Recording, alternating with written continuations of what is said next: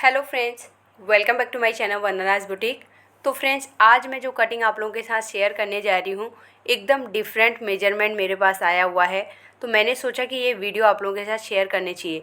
वैसे तो मैंने इनके 2 ब्लाउजेज बना दिए हैं, लेकिन ये मैं तीसरा ब्लाउज बना रही हूँ। उसके बाद मुझे 2 ब्लाउज और बनाने हैं। जब भी हम हैवी साइज़ में ब्लाउजेज बनाते हैं तो बहुत सारी प्रॉब्लमें आती हैं। 40 साइज़ से ऊपर को जब भी ब्लाउजेज आते हैं तो उनमें क्या प्रॉब्लम आती हैं वो मैं आप लोगों को बताती हूँ। सबसे पहले तो आर्म होल बराबर तरीके से बैठता नहीं है, या तो लूज रह जाता है या तो टाइट होता है। आर्म होल के यहाँ पे बहुत सारे रिंकल्स रहते हैं, कपड़ा बहुत ज़्यादा इकट्ठा हो जाता है। अगर फुल ब्रेस्ट हमारा बराबर तरीके से फिटिंग में रहता है तो अपर चेस्ट के यहाँ पे लूज रह जाता है। अगर हम अपर चेस्ट को फिटिंग देते हैं तो फुल ब्रेस्ट के यहाँ पे फिर टाइट हो जाता है। तो सही तरीके से अगर कटिंग नहीं रहेगी तो कुछ ना कुछ प्रॉब्लमें आती रहेंगी और फिटिंग भी बराबर तरीके से नहीं बैठ पाएगी। तो इनके मैं जो 2 ब्लाउज मैंने बनाए हैं उनकी भी पिक्स आप लोगों के साथ शेयर कर रही हूँ। ये पहला ब्लाउज है, इसे मैंने डीप नेक बनाया था। बैक साइड में 11.5 इंच का डीप था और वी नेक में मैंने कट वर्क किया था। फ्रंट साइड में नॉर्मल प्रिंसेस कट था, एल्बो लेंथ तक की मैंने इसमें स्लीव करी हुई है। सेकंड ब्लाउज में बैक साइड में बोट नेक किया और फ्रंट साइड में डीप नेक किया था। फ्रंट साइड में मैंने 3 पीस प्रिंसेस कट यानी कि बेल्ट वाला ब्लाउज बनाया हुआ है। इसका फ्रंट साइड का फ़ोटो मैं नहीं ले पाई। तो ये दोनों ब्लाउज विदाउट पैडेड बनाए हुए हैं। तो आगे के दूसरे ब्लाउज भी मुझे विदाउट पैडेड ही बनाने हैं। हैवी चेस्ट में अगर पैडेड लगाने हैं तो आपको सबसे पहले तो आपको पैड का साइज़ प्रॉपर मिलना चाहिए। अगर आपका साइज़ बराबर तरीके से नहीं मिल रहा है तो आपको पैड लगाने की ज़रूरत नहीं है। केवल आपको कटिंग के टाइम पे ध्यान देना है हैवी साइज़ में किस तरीके से आपको कटिंग करना है। अगर आप सही तरीके से कटिंग करेंगे तो आपके विदाउट पैडेड ब्लाउज भी पैडेड से कम नहीं होगा, उसकी फिटिंग बहुत ही अच्छी बैठ जाती है। तो अभी मैंने जो दोनों ब्लाउज बनाए हैं, डीप नेक भी बनाया, बोट नेक भी बनाया, दोनों ब्लाउज की फ़िटिंग उनको बहुत अच्छी लगी। इसके लिए मैं ये तीसरे ब्लाउज की कटिंग आप लोगों के साथ शेयर कर रही हूँ। उन ब्लाउजों की मैं कटिंग आप लोगों के साथ शेयर करती थी, लेकिन वो अर्जेंट में मुझे देना था तो वीडियो बनाने में बहुत टाइम जाता है, इसके लिए मैं उनकी वीडियो नहीं बना पाई। तो आज के ब्लाउज का ये है फ्रंट पार्ट। तो इसकी कटिंग मैं नेक्स्ट वीडियो में करूँगी, क्योंकि बहुत सारी चीज़ें अब मुझे कटिंग के टाइम पे आप लोगों को समझानी पड़ेंगी। तो आज हम बैक पार्ट की और स्लीव्स की कटिंग करेंगे, साथ साथ में उसकी स्टिचिंग भी करेंगे। पफ कैसे बनाया जाता है, पफ स्लीव की कटिंग एकदम डिफरेंट तरीके से मैं आज आप लोगों को बताने वाली हूँ। तो इस तरीके से आप पफ स्लीव की कटिंग करेंगे तो ऊपर की साइड में आपका पफ भी बना रहेगा और नीचे बाइसेप में आपके स्लीव्स की फिटिंग भी रहेगी। तो अब हम आज की कटिंग शुरू करेंगे। पहले हम ब्लाउज के बैक पार्ट की कटिंग करेंगे, उसके बाद स्लीव्स की कटिंग करेंगे। मेजरमेंट मैं साइड में लगा रही हूँ। तो यहाँ पर मैंने अस्तर को अच्छे से आयन कर लिया है। तो फ्रेंड्स, जो आज ब्लाउज की लेंथ रखनी है वो हमें 16 इंच की रखनी है। तो ये अपने साथ में एक ब्लाउज भी लेके आए थे जो इनका पहला दूसरी जगह बनाया हुआ था। वैसे तो ये कस्टमर मेरी रेगुलर कस्टमर थी, लेकिन अभी ये पुणे में रहती हैं तो वहाँ से यहाँ आना थोड़ा सा मुश्किल होता है। तो वहाँ पे भी उन्होंने बहुत ट्राई किया, लेकिन उनके ब्लाउज की बराबर फिटिंग नहीं बैठ रही है। तो उन्होंने दोबारा से मेरे पास ही सभी ब्लाउजेज डाले हैं। तो मेजरमेंट तो आपने स्टार्टिंग में देख लिया है, लेकिन साथ साथ में मैं बताती रहूँगी। एकदम डिफरेंट मेजरमेंट है। शोल्डर भी 16 इंच के हैं। 16 इंच का शायद मैंने अभी तक कोई भी आप लोगों को शोल्डर्स वगैरह नहीं बताए हुए हैं। तो अभी मैंने यहाँ पे इनके बॉडी का ही मेजरमेंट लिया था। वो एक मेजरमेंट का ब्लाउज लेके आई थे, दूसरी जगह बना हुआ था, लेकिन जब मैंने उनको उसको ट्राई करने को बोला तो उसका लेंथ भी बहुत ज़्यादा था बैक साइड से और बराबर तरीके से बॉडी में ब्लाउज बैठ नहीं रहा था। उसका जो शोल्डर रेडी शोल्डर पट्टी था वो भी बहुत ज़्यादा रखा हुआ था, तो प्रॉपर उसकी फिटिंग नहीं दिख रही थी। तो मैंने उस ब्लाउज को नहीं रखा। बॉडी मेजरमेंट से मैंने 2 ब्लाउजेज उनको बना के दे दिए हैं, वो मैंने स्टार्टिंग में आप लोगों को दिखा दिया है। तो आज की वीडियो से आप लोगों को बहुत सारी चीज़ें सीखने को मिलेंगी। इसके लिए वीडियो को आप लोगों को एंड तक देखना है। जो भी हैवी साइजेज में ब्लाउजेज आते हैं, वैसे तो 40 साइज से ऊपर को जो भी साइज़ आता है वो हैवी साइज़ में गिना जाता है, लेकिन 42 से ऊपर जो रहता है उसमें डार्ट का भी थोड़ा सा चेंज करना पड़ता है। तो इसके लिए आप 42 से ऊपर के साइज़ में इस ब्लाउज को देख के कटिंग कर सकते हैं। तो यहाँ पर देखिए, अभी मैंने अस्तर को प्रेस करके फोल्ड करके रखा है। ऑन फोल्ड वाली साइड मैंने अपनी साइड में रखा है। नीचे की साइड में हल्का सा क्रॉस कपड़ा है तो मैंने एक लाइन ड्रॉ किया है, उतना हम कटिंग करके निकाल देंगे। हाफ इंच का मार्जिन मैंने उसके ऊपर लिया हुआ है जो हमारा कमर में जाएगा। ब्लाउज की लेंथ हमें रखनी है 16 इंच और इसमें हम कमर की साइड का और शोल्डर की साइड का स्टिचिंग का मार्जिन ऐड करते हैं। तो नॉर्मली कई बार हम लोग 1 इंच ऐड करते हैं, कई बार कई लोगों को शोल्डर डाउन करने की वजह से लेंथ थोड़ा सा कम लगता है तो हम 1.25 इंच ऐड करते हैं, लेकिन इनको ब्लाउज की लेंथ कम नहीं चाहिए। 16 इंच की लेंथ मैंने ली है, 16.5 रेडी हो जाएगा तो उनको चलेगा बोला है, लेकिन 16 से कम नहीं होना चाहिए। तो मैं यहाँ पे 1.5 इंच ऐड कर रही हूँ। टोटल ऊपर और नीचे का मार्जिन 17.5 में मार्किंग करेंगे। यहाँ पर भी हम 17.5 में मार्किंग करेंगे और यहाँ से लाइन ड्रॉ करेंगे। ये शोल्डर की लाइन है। अब हमें शोल्डर के लिए मार्किंग करना है। तो बोट नेक हम कर रहे हैं तो हमें फुल शोल्डर का ही मेजरमेंट लेना है। 16 इंच का शोल्डर है, उसका हाफ करके हम यहाँ पे 8 इंच में मार्किंग करेंगे। बोट नेक में फुल शोल्डर का ही मार्किंग करना है, उसमें हमें बिल्कुल भी मार्जिन वगैरह ऐड नहीं करना है। अब यहाँ पर हम बोट नेक ब्लाउज की कटिंग कर रहे हैं तो हमें शोल्डर डाउन करने कंपलसरी हैं। तो जब हैवी साइज़ रहता है तो हमें हैवी साइज़ में 1.5 इंच शोल्डर डाउन करना है। जब छोटा साइज़ रहता है तो छोटे साइज़ में हम 1 इंच करते हैं, कई बार हम 1.25 इंच करते हैं, लेकिन ये 42 का साइज़ है, 43 का साइज़ है एक्चुअली। तो 43 के साइज़ में हम यहाँ पे 1.5 इंच शोल्डर डाउन करेंगे। जितना ज़्यादा हैवी चेस्ट रहेगा ना, उसके हिसाब से हमें शोल्डर भी उतने ही ज़्यादा डाउन करने पड़ते हैं। अब कुछ लोग इसमें कमेंट कर देते हैं, पहले आप ऊपर से नीचे की साइड में डाउन करते हो, बाद में नीचे की साइड से ऐड कर लेते हो। इसमें आप लोगों को पहले अपना बॉडी समझना है, हमारा बॉडी कैसे है, हमारे शोल्डर कैसे हैं। ये सब चीज़ें आप मिरर के सामने में खड़े होके देखेंगे, आपको पता चल जाएगा। और जब तक आप लोग कटिंग नहीं करेंगे ना, ये सारी चीज़ें कुछ भी समझ में नहीं आएंगी। हम वीडियोस देखते रहेंगे, सवाल में सवाल उठते रहेंगे और उन सवालों के जवाब आपको मिल भी जाएंगे तो भी आप भूल जाएंगे, क्योंकि जब तक आप प्रैक्टिकल नहीं करेंगे ना, ये सारी चीज़ें दिमाग में घुसने वाली नहीं है। ये एक बार में सीखा हुआ नहीं रहते हैं, 10-10, 15-15, 20-20 साल लग जाते हैं ये सारी चीज़ें करने के लिए। लोग देखते हैं कितना एक्सपीरियंस है, कितना टाइम से ये काम कर रहा है, ये सारी चीज़ें देखने के बाद एक टेलर को काम देते हैं। तो जितना हो सके आप प्रैक्टिस करने की कोशिश कीजिए। अब हमें नेक विड्थ के लिए मार्किंग करना है।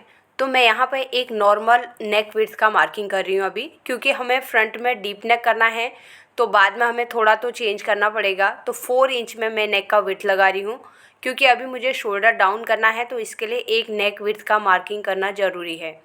तो यहाँ पे मैंने 4 इंच में मार्किंग कर लिया है और यहाँ से हम इस तरीके से नीचे की साइड में डाउन कर देंगे।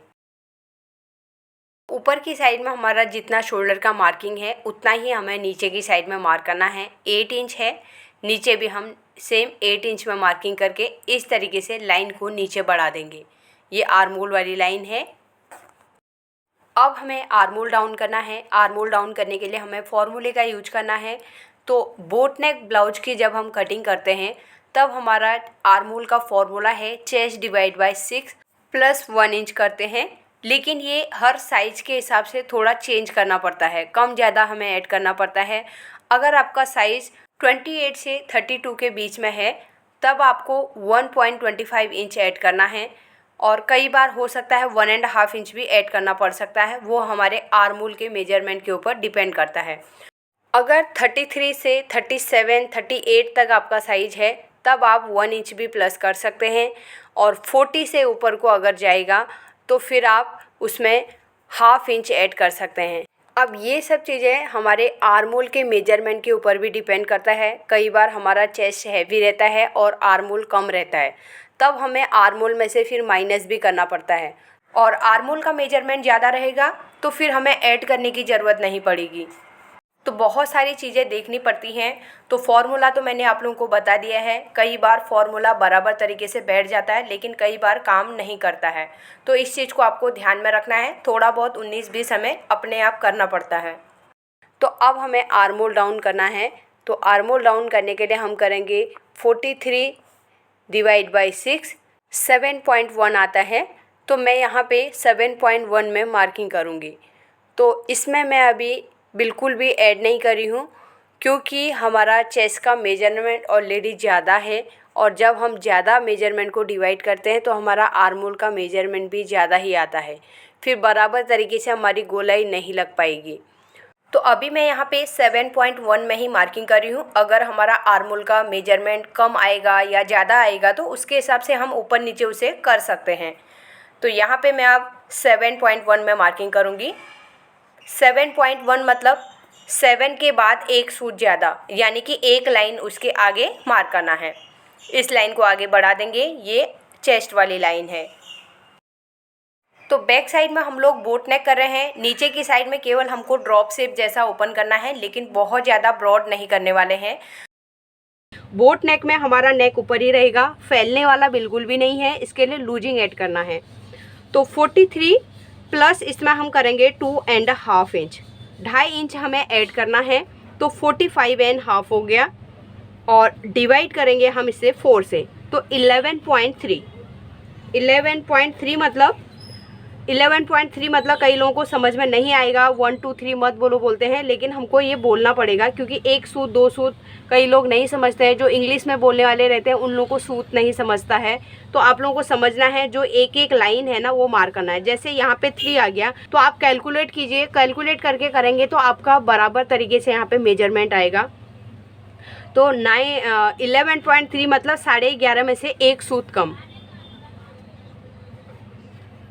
यहाँ पे मार्क करेंगे और 1.5 इंच का मार्जिन ले लेंगे। अब यहाँ पे मार्जिन इनको ज़्यादा नहीं चाहिए, 1.25 इंच का मार्जिन रखना है, तो मैं 1.25 इंच का ऐड कर रही हूँ। कमर का मेजरमेंट है 36 इंच, उसका हम 1/4 करेंगे 9 इंच। 1 इंच हम बैक डार्ट के लिए देंगे और 1.5 इंच का 1.25 इंच का मार्जिन लेंगे। तो यहाँ पे मैं 1.25 इंच का ही मार्जिन ले रही हूँ क्योंकि इनका हाइट भी बहुत ज़्यादा है, तो ब्लाउज में फ्रंट साइड में बहुत ज़्यादा कपड़ा लगने वाला है। इसके लिए हम 1.25 इंच का ही मार्जिन दे रहे हैं। यहाँ से आर्म होल का शेप लगाना है। तो पहले हम क्या करेंगे, यहाँ पे जो 7.1 है इसका हम हाफ़ करेंगे। तो 1 छोड़ दीजिए, आप 7 इंच पकड़ लीजिए। 7 का हम हाफ़ करेंगे 3.5। अब हमें यहाँ से शेप लगाना है। 1/2 इंच यहाँ से अंदर की साइड में आएंगे और इस पॉइंट को हम यहाँ से यहाँ पे मिला देंगे। अब ये लाइन ड्रॉ करना है। फ्रेंच कर्व लेंगे, फ्रेंच कर्व से हम यहाँ से इस तरीके से शेप लगाएंगे। आप इस तरीके से फ्रेंच कर्व लीजिए, अपने आप प्रॉपर मार्किंग लग जाएगा, आपका कुछ भी करने की ज़रूरत नहीं है। ये देखिए, यहाँ से हम करेंगे तो ये 1 इंच का मार्किंग लग जाता है, तो आपको कुछ भी शेप करने की ज़रूरत नहीं है। ये मार्किंग कीजिए और यहाँ पे रखना है। चाहे तो ये हल्का सा 1 इंच तक हमें थोड़ा स्ट्रेट आना है। उसके बाद आप फ्रेंच कर्व को इस तरीके से रखिए और यहाँ से इस तरीके से शेप लगा लीजिए। बैक डार्ट के लिए मार्किंग करेंगे। 10 इंच आ रहा है टोटल। यहाँ पे हमारा कमर का मेजरमेंट, उसका हाफ 5 इंच आ गया। साइड से हम हाफ इंच में मार्क करेंगे। डार्ट की लेंथ हमें रखनी है 4.5 इंच भी रख सकते हैं, 5 इंच भी रख सकते हैं।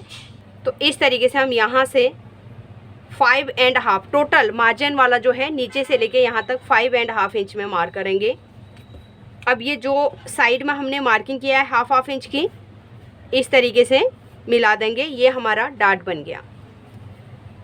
अब यहाँ से हाफ इंच हमारा शोल्डर में जाएगा, तो मैं इस तरीके से इसे मार्क कर लूँगी। तो अब हम आर्म होल चेक करेंगे। इस तरीके से हम रखना है हमें और यहाँ से हम इस तरीके से रखेंगे और यहाँ से मेजरमेंट करते हुए ये आ रहा है 9.75 इंच, यानी कि 1/4 इंच ज़्यादा है। तो हमें ज़्यादा नहीं करना है, 19 का हाफ 9.5 यहाँ पे रेडी आना चाहिए। तो यहाँ पे क्या गड़बड़ हुआ है मैं देखती हूँ एक बार। ये देखिए, यहाँ पे मेरी 7.25 में मार्किंग लग गई। कई बार हम देखो 7.1 था ना, तो 7 में भी हम मार्किंग कर सकते हैं। 0.25 इंच में कम कर दूंगी, केवल 7 इंच में हम मार्क करेंगे। तो देखिए, इतना होने से भी कितना फ़र्क पड़ जाता है। ये देखो, क्रॉस लाइन गई है हमारी, इस इधर से क्रॉस लाइन गई है। तो यहाँ पर मैं दूसरे कलर से थोड़ा मार्किंग करती हूँ। ये ब्लू कलर से थोड़ा कर रही हूँ तो आप लोगों को थोड़ा सा डार्क दिखेगा। ऊपर वाली लाइन को भी मैं स्ट्रेट करूँगी क्योंकि यहाँ पर एक बार फिर से हमें आर्म होल का शेप लगाना है। तो फ्रेंच कर्व लेंगे, पाव इंच ऊपर हमने मार्किंग किया है, तो उसके हिसाब से हम शेप को ऊपर की साइड में लगा लेंगे। तो एक बार फिर से आर्म होल को चेक करेंगे, 1/2 इंच का शोल्डर की साइड का मार्जिन छोड़ेंगे। तो आर्म होल के पॉइंट में देखिए अभी बराबर 9.5 रेडी आ गया है। अब यहाँ से हम 1/2 इंच जो नीचे की साइड में आते हैं इसे भी मार्क कर लेते हैं। पहले इस लाइन को हम इस तरीके से लाइन ड्रॉ करेंगे। ये हम बाद में भी कटिंग करेंगे, लेकिन मैं मार्क कर देती हूँ। फ्रंट का भी हम मार्क करेंगे, तो इस तरीके से हम फिर इसे शेप से मिला देंगे। ये शेप स्केल से हम इस तरीके से ये जो नीचे की साइड में ड्रॉ किया है इससे मिला देंगे। तो यहाँ पर देखा आपने, हमने बोट नेक के हिसाब से केवल चेस्ट डिवाइड बाय 6 में ही मार्किंग किया, क्योंकि यहाँ पर हैवी बस्ट था, इसके लिए हमें इसमें प्लस नहीं किया।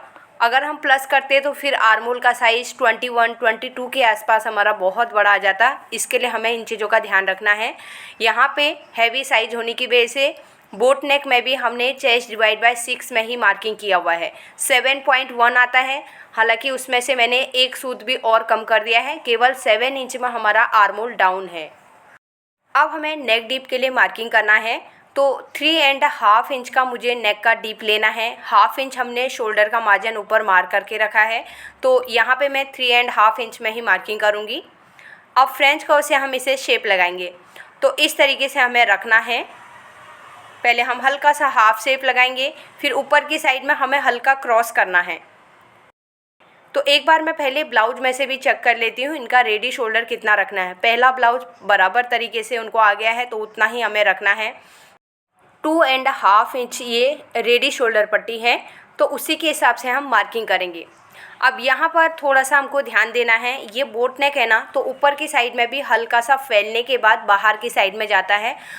तो इसके लिए यहाँ पर से मैं 0.25 इंच और माइनस कर दूँगी शोल्डर को, क्योंकि ऊपर से नेक का विड्थ ब्रॉड रहता है, तो उसकी वजह से नेक बाहर की साइड में फैलता है, फिर कॉर्नर जैसा बाहर की साइड निकलता है। इसके लिए हमें पहले ही उसे कटिंग कर देना है। अब हम रेडी शोल्डर के लिए मार्क करेंगे 2.5 + 1 इंच, आर्म होल की साइड का 1/2 इंच का मार्जिन और नेक वाली साइड का 1/2 इंच का मार्जिन, तो 3.5 इंच में हम मार्क करेंगे। अब हमें यहाँ पर फ्रेंच कर्व से शेप को लगा लेना है। ये हमारा फाइनल रेडी शोल्डर है। तो यहाँ पर मैं दोनों मार्किंग कर देती हूँ। ये हमारा बाहर की साइड में ये कटिंग वाला रहेगा और अंदर की साइड में हमारा पाइपिंग अटैच होगा, तो आप लोगों को समझ में आएगा। इसके लिए मैं दोनों मार्किंग कर रही हूँ। तो ये बराबर फिक्स 2.5 रेडी आ जाएगा, और आर्म होल की साइड से ये हमारा इतना मार्जिन में जाएगा, 1/2 इंच का हमारा मार्जिन चला जाएगा। अब नीचे की साइड में जो कमर की पट्टी उन्हें रेडी रखनी है, यहाँ पे 4 इंच का मैं रेडी रखूँगी, क्योंकि ऊपर से ड्रॉप शेप आ रहा है, हल्का सा, बहुत ज़्यादा ब्रॉड नहीं है। तो ड्रॉप की हम लेंथ रखेंगे 7 इंच, तो ऊपर भी मैं मार्क करूँगी, और इसका सेंटर हमें निकालना है, 3.5 में मार्किंग कर लेना है। अब ड्रॉप का भी हमें विड्थ रखना है, तो यहाँ पर बहुत ज़्यादा ब्रॉड नहीं करना है। मैं यहाँ पे 1.25 इंच टोटल मार्क कर रही हूँ, यानी कि 2.5 इंच का हमारा ब्रॉड हो जाएगा। अब फ्रेंच कर्व से इस तरीके से शेप लगाना है, तो नीचे की साइड में फिर उल्टा करना है। जो पतला वाला साइड है ना, ऊपर और नीचे की साइड में, उससे बराबर शेप लगता है। अब हमें बैक पार्ट की कटिंग करनी है। जैसे हमने मार्किंग करके रखी है उसी के ऊपर कटिंग करना है। तो यहाँ पर जो 0.25 इंच बाद में माइनस किया ना, उसी के हिसाब से हमें कट करना है। और यहाँ पे आर्म होल को अभी मैं सीधा ही रख रही हूँ, नीचे की साइड में कट नहीं कर रही हूँ। एक बार हम फ्रंट पार्ट को रखेंगे, उसके बाद इसकी कटिंग करेंगे। तो फ्रंट पैनल को मैं इसके साथ में रखूँगी।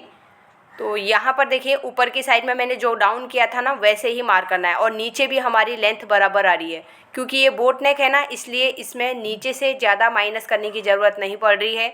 जितना हमारा फ्रंट पार्ट आ रहा है, बराबर तरीके से हमने वैसे ही मार्क करना है। तो बैक पार्ट में भी हमें कुछ भी एक्स्ट्रा कटिंग करने की ज़रूरत नहीं पड़ी। नीचे जो ये एक्स्ट्रा था क्रॉस कपड़ा, वही मैंने कटिंग किया है।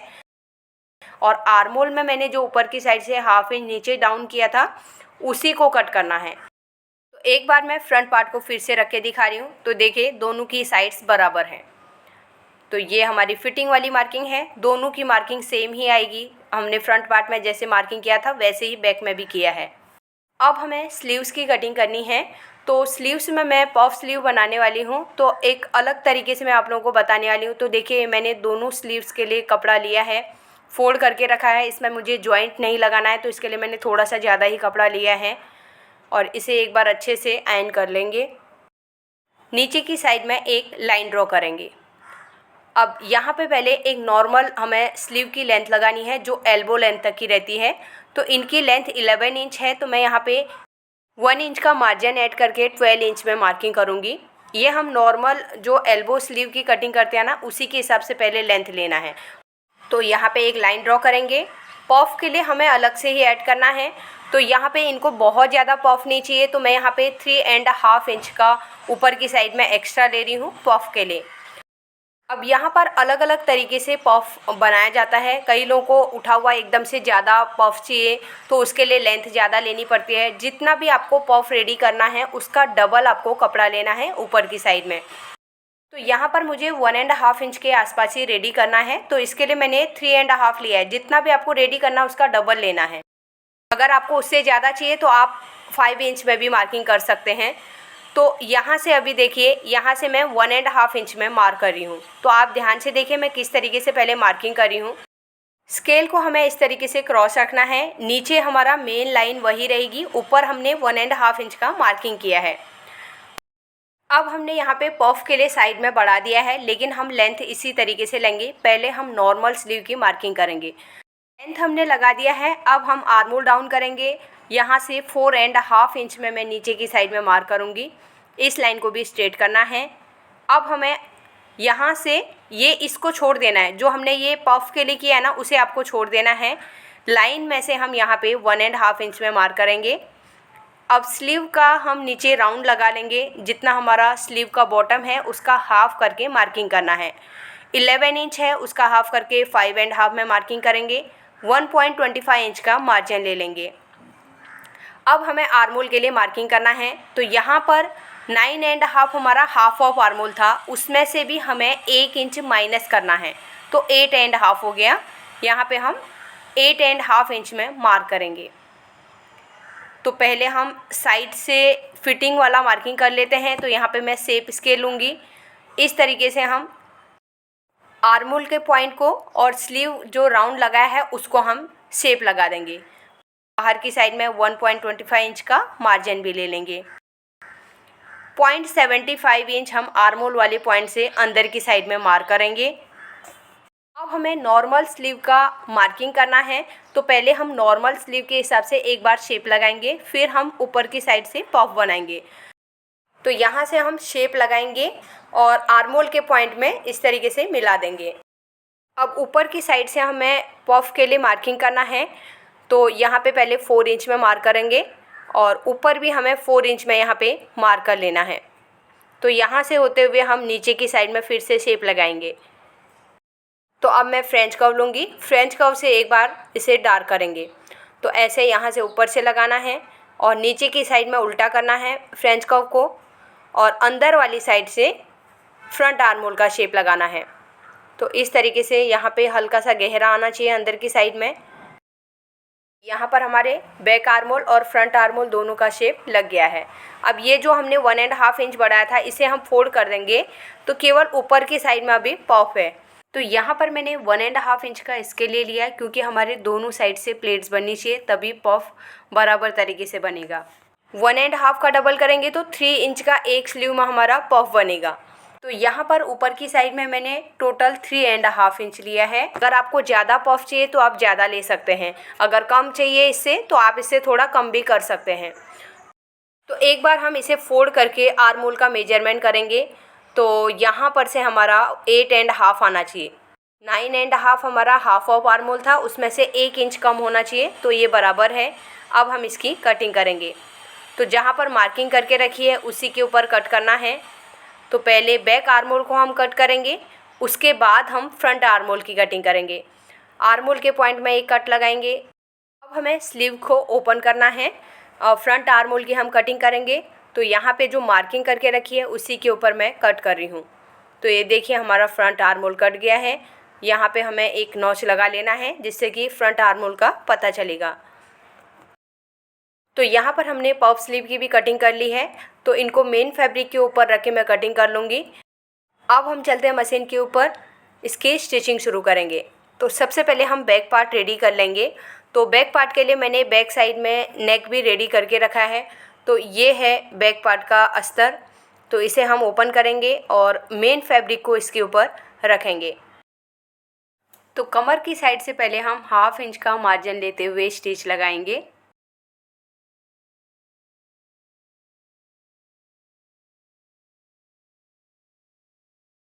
तो कमर में हमें पाइपिंग अटैच करनी है, तो मैं साइड से भी पहले 5 नंबर का स्टिच लगा के अस्तर और मेन फैब्रिक को फिक्स कर लूँगी।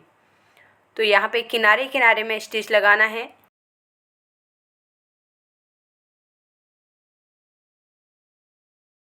बाहर की साइड में जितना मेन फैब्रिक बचा है उसे हम कटिंग करके निकाल देंगे।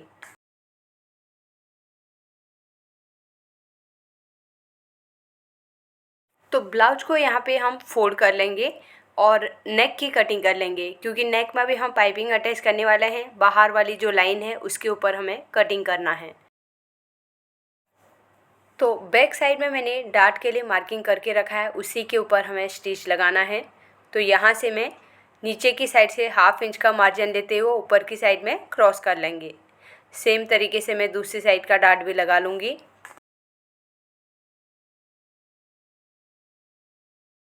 अब हमें बैक पार्ट में जो हमने नेक कैनवास की कटिंग करके रखी है ड्रॉप शेप बनाना है। तो यहाँ पर मैं इस तरीके से इसे सेंटर में रख लूँगी। इसका हमें सेंटर निकालना है। ऊपर की साइड में आप कितना मार्जिन छोड़ने वाले हैं या हमारी ब्लाउज के बैक पार्ट की पट्टी कितनी रेडी रखनी है, उसके हिसाब से हम इसे सेंटर में रखेंगे। अब हमें इसके किनारे किनारे में सिलाई लगानी है। तो सिलाई कहाँ पे लगानी है? कैनवास के किनारे में, कपड़े के ऊपर सिलाई आनी चाहिए। तो मैं इसी तरीके से नेक कैनवास की कटिंग करती हूँ। तो अगर आप कैनवास के ऊपर मार्जिन रखना चाहते हैं तो आप कैनवास को पहले ही बड़ा कट कर सकते हैं। तो यहाँ पर एक बार मैंने सिलाई लगा ली है। अब हमें इसके सेंटर में कट करना है। तो सेंटर में हम कट लगाएंगे और नीचे कॉर्नर तक हम बराबर तरीके से लगाएंगे। इसमें कॉर्नर में हमारा धागा भी कटना नहीं चाहिए, लेकिन एंड टू एंड हमें कॉर्नर में कट लगाने हैं। तो अब हम इसे अंदर की साइड में पलट लेंगे और एक बार अच्छे से इसे मैं आयरन कर लूँगी। तो यहाँ पर आप देख सकते हैं एक बार मैंने अच्छे से इसे आयरन कर लिया है। अब हमें कमर में पाइपिंग अटैच करना है और ऊपर बोट नेक में भी पाइपिंग को अटैच करना है। तो पहले मैं नीचे कमर वाली साइड में पाइपिंग को अटैच कर लूँगी। तो पाइपिंग मैंने बना के रखी है, ये रेडीमेड पाइपिंग नहीं है। तो अगर आप लोगों को पाइपिंग बनाना नहीं आता है तो मैं इसकी लिंक डिस्क्रिप्शन में लगा दूँगी। आप देखिए, बिगिनर्स के हिसाब से बहुत ही ईजी तरीके से मैंने पाइपिंग बनाना बताया है। तो देखिए, इस तरीके से लगाते हुए हम दूसरे कॉर्नर में निकाल देंगे। अब कमर में हमने जो पाइपिंग लगाई थी उसके ऊपर हम पट्टी लगाएंगे। तो पट्टी से थोड़ा कमर में सपोर्ट मिलेगा, इसके लिए मैं यहाँ पे पट्टी लगा रही हूँ।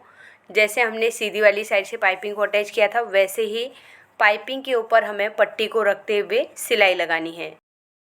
एक्स्ट्रा पट्टी को हम कट कर लेंगे। तो अब हम इसे अंदर की साइड में फोल्ड करेंगे। अंदर की साइड यानी कि उल्टे वाली साइड में फोल्ड करेंगे। तो एक बार हम 1/2 इंच का मार्जिन फोल्ड करेंगे, फिर से एक बार फोल्ड करेंगे। तो यहाँ पर मैंने इसे रिवील सिविल टेप से स्टिक कर लिया है। तो अभी मुझे हेमिंग करने की यहाँ पे ज़रूरत नहीं पड़ेगी। तो इस तरीके से आप ट्राई कर सकते हैं रिवील सिविल टेप। अब ऊपर बोट नेक में हम पाइपिंग को अटैच करेंगे। तो यहाँ पे भी मैं 1/2 इंच का मार्जिन लेते हुए पाइपिंग को अटैच करूँगी और इसे हम दूसरी साइड शोल्डर की तरफ निकाल देंगे। अब अंदर की साइड में जो एक्स्ट्रा कपड़ा है इसे हम कट कर लेंगे, क्योंकि हमें पट्टी को यहाँ पे दाब सिलाई देनी है। अगर हेमिंग करना चाहते हैं तो आप हेमिंग भी कर सकते हैं, लेकिन पाइपिंग है तो यहाँ पर हम दाब सिलाई दे सकते हैं। तो इस तरीके से 1 फुट का गैप देना है, तो बराबर आपकी सिलाई एक समान आएगी।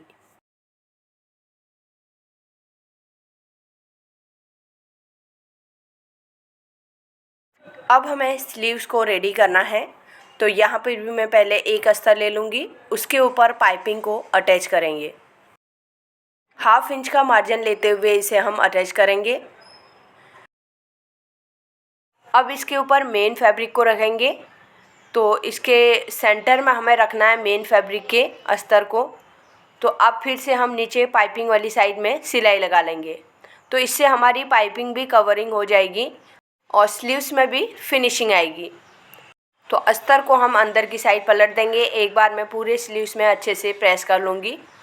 अब इसके किनारे किनारे में हमें 5 नंबर का स्टिच लगाना है, जिससे कि मेन फैब्रिक के साथ में अस्तर फिक्स हो जाएगा।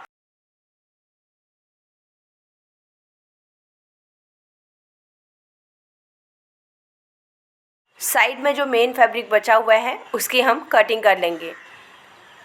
तो अब हमें पफ बनाना है, तो इस तरीके से हम बराबर फिक्स कर लेंगे, तो तब पफ हमारा अस्तर और मेन फैब्रिक एक साथ में रहेगा। तो सेंटर में मैंने कट लगा लिया है। अब एक साइड से हम इसमें प्लेट्स बनाएंगे। एकदम छोटी सी प्लेट्स बनानी है, चाहे तो आप पिन से यहाँ पे प्लेट दे दीजिए। तो 4 प्लेट मैंने एक साइड बनाई है, 4 उसके दूसरी साइड से बनाएंगे। प्लेट्स बनाने के बाद एक बार ब्लाउज के आर्म होल से चेक कर सकते हैं। अगर कुछ छोटा बड़ा हो रहा है तो उसके हिसाब से आप उसे कम ज़्यादा कर सकते हैं। अगर आपका स्लीव्स बड़ा हो रहा है तो एक एक प्लेट साइड से फिर से दे सकते हैं। तो यहाँ पर अभी मैंने 4-4 प्लेट्स के हिसाब से ही लगाया है, तो मैं उसी के हिसाब से यहाँ पे रखूँगी।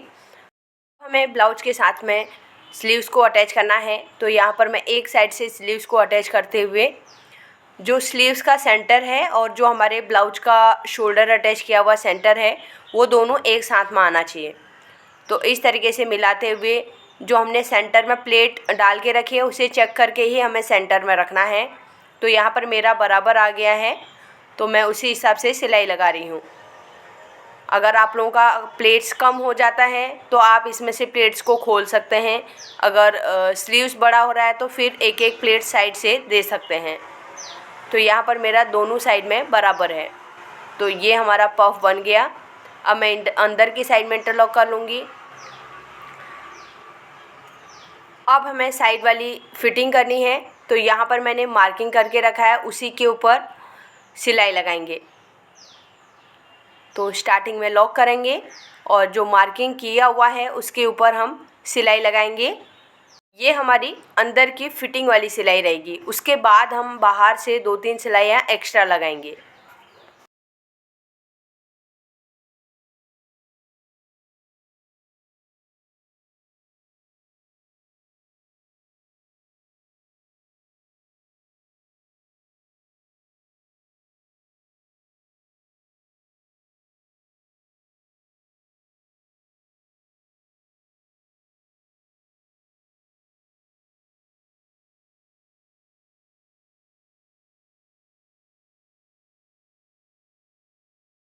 अब मैं सीधी साइड से आपको आर्म होल के पॉइंट में दिखाती हूँ। तो देखिए हमारी फिटिंग वाली सिलाई सीधी जा रही है और आर्म होल वाली आर्म होल के साइड में जा रही है। तो अंदर की साइड में मैं एक्स्ट्रा सिलाइयाँ लगा लूँगी, वो अभी मैं आप लोगों को नहीं दिखा सकती हूँ, फिर वीडियो ज़्यादा लंबी हो जाएगी। तो यहाँ पर अभी आप ब्लाउज़ दे सकते हैं। इनकी मैं पिक्स भी नहीं ले पाई क्योंकि इनको ब्लाउज जल्दी चाहिए थे, उनके घर में फंक्शन थे, तो तुरंत बनने के बाद वो लेके चले गए। मैं ज़्यादा फ़ोटो भी क्लिक नहीं कर पाई इनके। तो ये पफ देख सकते हैं, बहुत ज़्यादा बड़ा नहीं है, लेकिन हल्का सा शोल्डर के साइड में उठा हुआ जैसा रहता है, तो दिखने में भी अच्छा लगता है। कई बार बड़ा भी अच्छा लगता है, लेकिन उनको बड़ा नहीं चाहिए था। तो आई होप आज की वीडियो आप लोगों को पसंद आई होगी। अगर आज की वीडियो से कुछ सीखने को मिला तो वीडियो को लाइक कीजिएगा, ज़्यादा से ज़्यादा लोगों को शेयर ज़रूर कर दीजिएगा, और जल्द ही इसके फ्रंट पार्ट की कटिंग भी आप लोगों के साथ शेयर करूँगी। मिलते हैं एक नई वीडियो के साथ में। Thanks for watching.